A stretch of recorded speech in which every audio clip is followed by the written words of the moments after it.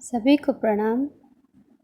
पूज्य चारी जी महाराज के 97वें जन्मोत्सव के अवसर पर दाजी द्वारा दिया गया भंडारा संदेश 24 जुलाई 2024 कहना शांतिवनम। व्यक्तिगत सामंजस्य से दैवीय सामंजस्य की ओर हमें अपने विचारों से ताकत मिलती है। ऐसा तभी होता है जब हम अपनी बनाई चीज़ों और ईश्वर द्वारा बनाई चीज़ों के बीच पूर्ण सामंजस्यता स्थापित करते हैं। बाबूजी महाराज। प्रिय बहनों और भाइयों, जेम्स एलन ने कहा है, मनुष्य अपने हृदय में जैसा सोचता है वह वैसा ही होता है। भगवान बुद्ध ने सिखाया है, हम जो कुछ भी हैं वह हमारे विचार का परिणाम है। हम जानते हैं कि विचारों में ताकत होती है और हम अपने विचारों की ताकत से प्रभावित होते हैं। नकारात्मक सोच रिश्तों में गलतफहमियां और टकराव पैदा कर सकती है। किसी के इरादों के बारे में सबसे बुरा सोच लेने से अनावश्यक बहस हो सकती है। मैं यह नहीं कर सकता या मैं असफल हो जाऊंगा जैसे नकारात्मक विचार कार्यस्थल में या स्कूल में हमारे प्रदर्शन को बाधित करते हैं, जिसमें हमें आशा के अनुरूप उपलब्धि नहीं मिलती। इसके अलावा नकारात्मक विचार हमारी दैनिक गतिविधियों का मजा कम कर देते हैं।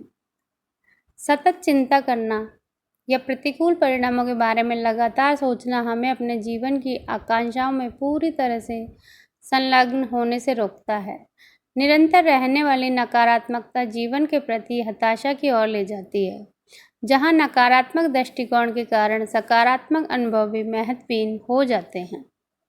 नकारात्मक विचार हमारी प्रतिरक्षा प्रतिक्रियाओं पर भी नकारात्मक असर डालते हैं। लगातार नकारात्मक सोच अवसाद और चिंता जैसी दशाओं को पैदा करती है या उन्हें बढ़ा देती है। मैं उतना काबिल नहीं हूँ, यह चीज़ें कभी ठीक नहीं होंगी जैसे विचार निराशा और चिंता का दुष्चक्र निर्मित करते हैं। सतत आत्म आलोचना और अपने बारे में नकारात्मक बात करने से इंसान का आत्मसम्मान नष्ट हो जाता है, जिसके कारण वह अयोग्य महसूस करता है। सकारात्मक सोच तनाव को नियंत्रित करने और चिंता को कम करने में मदद करती है और एक शांतिपूर्ण मनस्थिति को बढ़ावा देती है। ऐसी मनस्थिति हमारी मनोदशा को सुधारती है, मानसिक रूप से हमें दृढ़ बनाती है, जिससे जीवन की दैनिक चुनौतियों का सामना करने के लिए हम तैयार होते हैं। सकारात्मक सोच रखने वाले लोग अपने बेहतर समग्र स्वास्थ्य और कम तनाव के कारण अक्सर लंबा और खुशहाल जीवन जीते हैं। इसके अलावा जो लोग सकारात्मक मनस्थिति से संपन्न हैं वे आशावादी बने रहते हैं। जो लोग उम्मीद खो चुके हैं उन्होंने सब कुछ खो दिया है और इससे भी बदतर वे आत्महत्या भी कर सकते हैं। सकारात्मक सोच तनाव को नियंत्रित करने और चिंता को कम करने में मदद करती है और एक शांतिपूर्ण मनस्थिति को बढ़ावा देती है। ऐसी मनस्थिति हमारी मनोदशा को सुधारती है, मानसिक रूप से हमें दृढ़ बनाती है, जिससे जीवन की दैनिक चुनौतियों का सामना करने के लिए हम तैयार होते हैं। हमारे विचार कई सारे प्रभावों से गढ़े जाते हैं, जिसमें संस्कार, परवरिश, समुदायों व परिवारों का माहौल तथा सोशल मीडिया पर जो हम देखते हैं वह सब कुछ शामिल है। एपिजेनेटिक्स यानी पश्चात भी इसमें एक महत्वपूर्ण भूमिका निभाता है। उदाहरण के लिए भ्रूण अवस्था में हमारे प्रीफ्रंटल कॉर्टेक्स मस्तिष्काग्र की बाह्य परत का विकास काफ़ी हद तक उस वातावरण पर निर्भर करता है जिसके प्रभाव के अंतर्गत हम गर्भ में रहते हैं। जैसे जैसे हम बड़े होते जाते हैं हमारी परवरिश हमारे वातावरण को निर्धारित करती रहती है, जो हमारे विचारों को और अधिक प्रभावित करता है।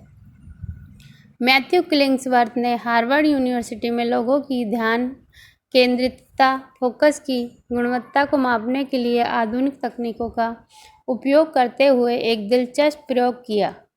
एक मोबाइल एप्लीकेशन ने प्रतिभागियों से उनके जागने के घंटों के दौरान अलग अलग वक्त पर फ़ोन के जरिए संपर्क किया और उन्हें प्रश्नावली प्रस्तुत करते हुए कहा कि वे अपनी दैनिक गतिविधियों को करते हुए ठीक उसी समय में जब गतिविधि हो रही है अपने मन में उठने वाले विचारों, एहसासों और अपने कार्यों के बारे में बताएं। इस ऐप ने डेटाबेस में उनके जवाबों को दर्ज भी किया। फिलहाल इस डेटाबेस में 83 विभिन्न देशों के लगभग 5,000 लोगों से प्राप्त करीब 25 लाख सवालों जवाबों के नमूने मौजूद हैं। इन लोगों की उम्र 18 से 88 तक की है और वे सामूहिक रूप से 86 प्रमुख व्यावसायिक श्रेणियों में से प्रत्येक का प्रतिनिधित्व करते हैं।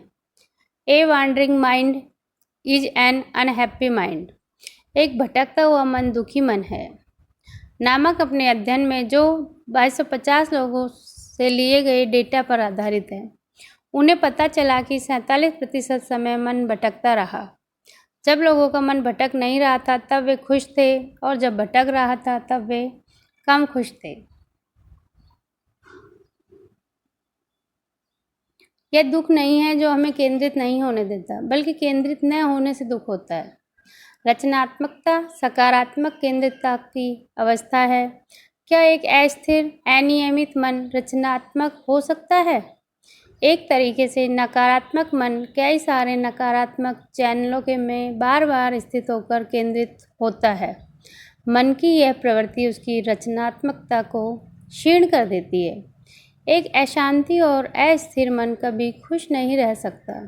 इसलिए भगवान श्री कृष्ण ने यह महान घोषणा की थी, अशांतस्य कुतः सुखम।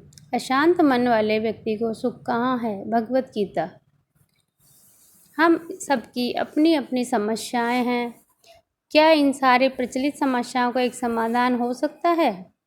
अस्तित्व संबंधी सभी समस्याओं का एक समाधान खोजना मानव जाति की शाश्वत खोज है। आइए मुंडक उपनिषद को पढ़ें और पूछे गए सवाल को समझने की कोशिश करें। श्लोक संख्या 1.3 में एक गृहस्थ ने गुरु के पास जाकर पूछा, कस्मिन्नु भगवो विज्ञाते सर्वमिदं विज्ञातम भवतीति। गुरुदेव, वह कौन सी चीज़ है जो यदि ज्ञात हो जाए तो बाकी सब कुछ ज्ञात हो जाता है? मुंडक उपनिषद।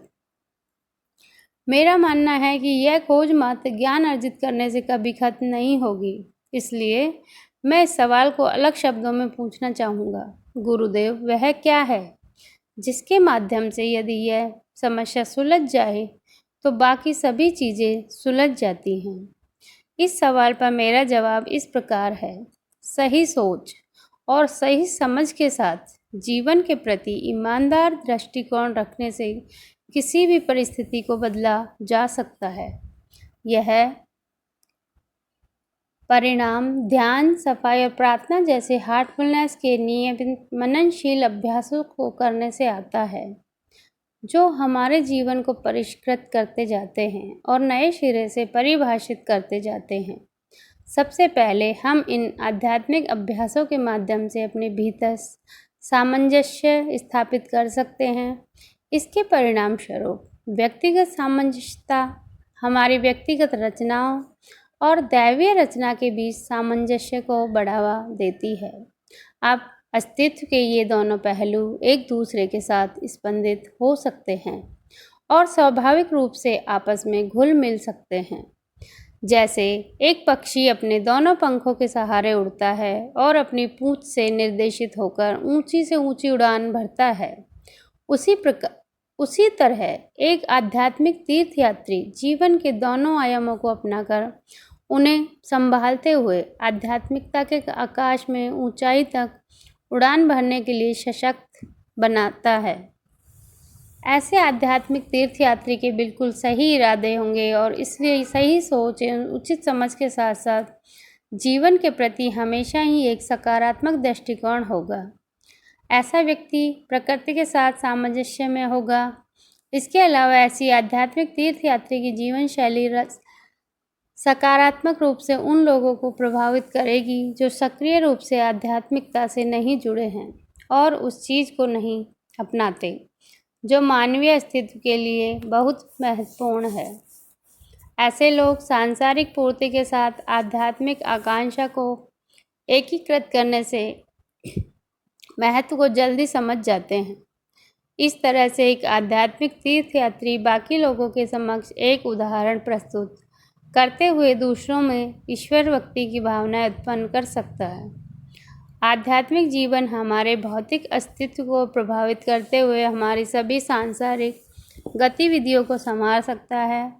तब हम इस बात को सराहने लगते हैं कि यह छोटा सा भौतिक जीवन किस तरह से शाश्वत एवं असीमित दैवीय जीवन के भीतर विद्यमान रहता है।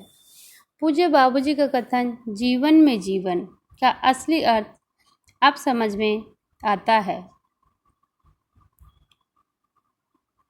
आध्यात्मिक जीवन हमारे भौतिक अस्तित्व को प्रभावित करते हुए हमारी सभी सांसारिक गतिविधियों को संवार सकता है। तब हम इस बात को सराहने लगते हैं कि छोटा सा भौतिक जीवन किस तरह से हमारे बाहरी एवं असीमित दैवीय जीवन के भीतर विद्यमान रहता है।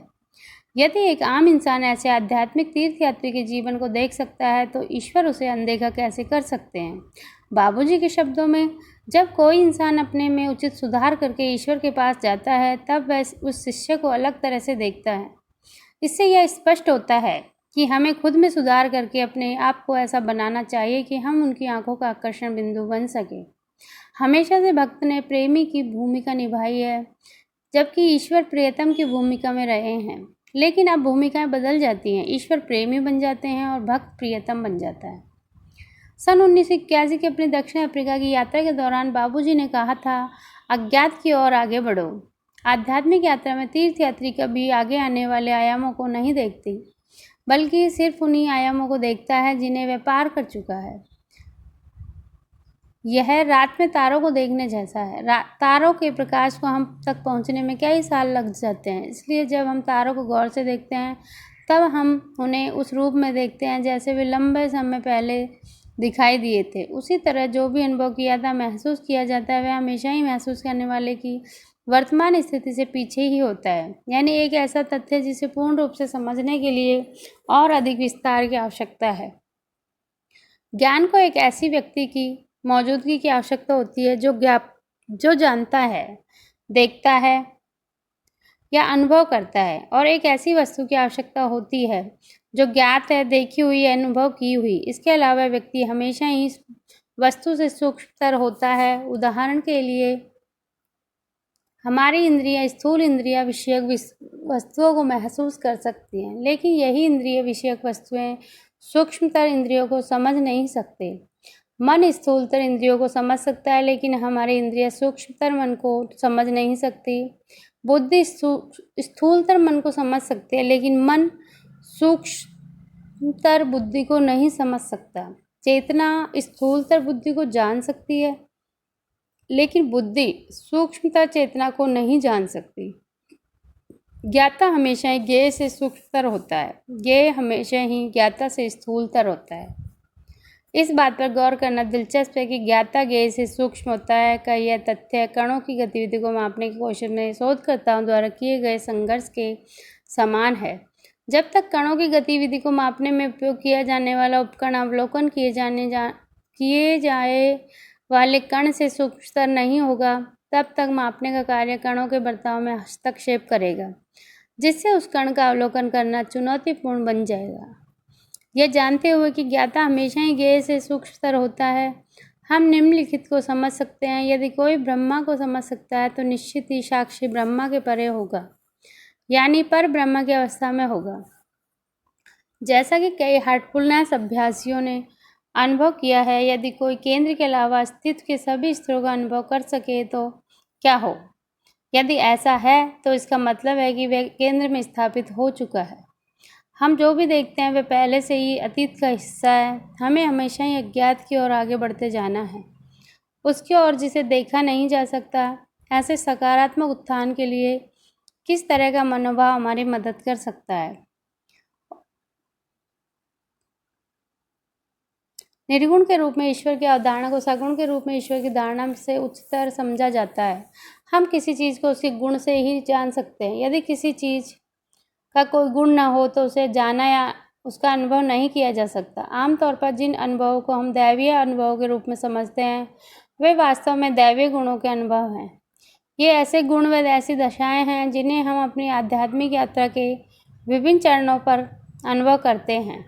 जैसे संतोष, शांति, प्रेम, साहस, स्पष्टता और ऐसे ही अन्य गुण। एक अभ्यासी का जीवन दैवीय गुणों और विशेषताओं के ऐसे अनुभवों से भरा होता है। इन्हें हमारे भीतर विद्यमान दिव्यता के प्रतिबिंबों के रूप में समझा जाता है, क्योंकि दिव्यता अपने आप में गुणों से रहित होती है। यह कभी भी ज्ञान या अनुभव की वस्तु नहीं हो सकती। यदि हमारा लक्ष्य सर्वोच्च है तो ऐसे अनुभवों के प्रति हमारा क्या दृष्टिकोण होना चाहिए? क्या हमें दिव्यता की इन कमतर अभिव्यक्तियों का स्वागत करना चाहिए, या इन सारे अनुभवों को नेति नेति के त्यागपूर्ण मनोभाव के साथ देखना चाहिए और सर्वोच्च पर अपना दृष्टिकोण केंद्रित करना चाहिए? आमतौर पर जब हम परम सत्य को अपने लक्ष्य के रूप में निर्धारित करने की कोशिश करते हैं तब हम असफल होते हैं। चूँकि यह अज्ञेय है, इसलिए न तो हम उसे समझ सकते हैं, न ही इसके अनुरूप अपना मार्ग निर्धारित कर सकते हैं। हम इसे केंद्र, ईश्वर के साथ ऐक्य और ईश्वर साक्षात्कार जैसे परिचित शब्दों से वर्णित करते हैं, लेकिन भले ही हम इन शब्दों को समझते हैं, हम नहीं जानते कि वे क्या दर्शाते हैं। इन शब्दों का कोई गणितीय समीकरण में x जैसा होता है। एक लक्ष्य को निश्चित और परिभाषित करने योग्य होना चाहिए, वरना यह हमारे किसी काम का नहीं है। हालांकि अनिश्चित परम तत्व निसंदेह हमारा गंतव्य है, लेकिन जब हम इसे व्यक्तिगत लक्ष्य के रूप में लेते हैं तब यह हमें असफल कर देता है। भक्ति मार्ग यानी प्रेम व श्रद्धा के मार्ग की शक्ति एक निश्चित वस्तु और लक्ष्य की उपस्थिति है।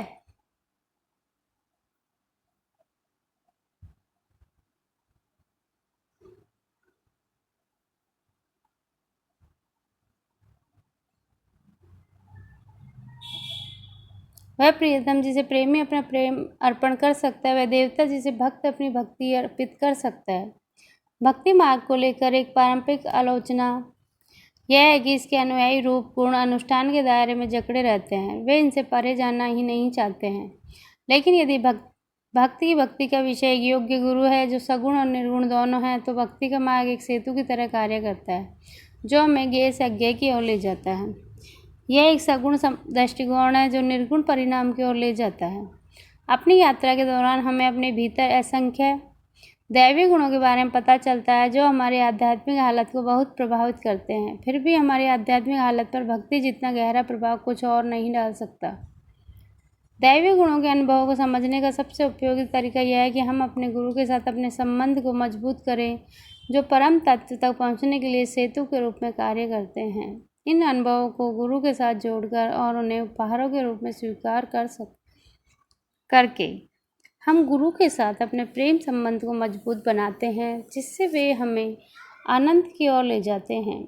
उसी तरह से यदि हम अपने जीवन के कटु अनुभवों को विधाता के प्रति ऐसे ही प्रेम और कृतज्ञता के भाव के साथ देखें तो जीवन की पहेली पूरी तरह सुलझाई जा सकती है। प्रेम और आदर के साथ कमलेश। पूज्य चार्य जी महाराज के 97वें जन्मोत्सव के अवसर पर दाजी द्वारा दिया गया संदेश 24 जुलाई 2024 कान्हा शांतिवनम। धन्यवाद।